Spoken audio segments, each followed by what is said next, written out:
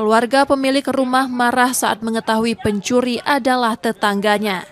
Pelaku diduga sudah 2 kali mencuri di rumah tersebut dan menguras barang berharga. Polisi yang berada di lokasi segera membawa pelaku karena warga sudah banyak berkumpul.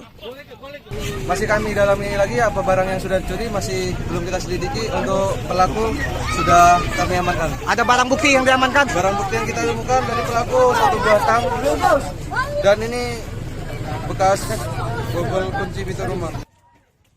2 pelaku AN dan MA ditangkap warga saat mencuri di rumah tetangganya yang sedang kosong pada Rabu 26 November 2025 sore. Mereka masuk dengan merusak pintu menggunakan tang. Yang awal pertama kali hilang, lumayan sih, sampai guci-guci, terus gelas-gelas keramik punya mama. Sampai pintu WC kayak aluminium itu dibongkar oleh mereka. TV kan punya TV tabung yang lama tuh dibongkar-bongkarnya dengan ambil.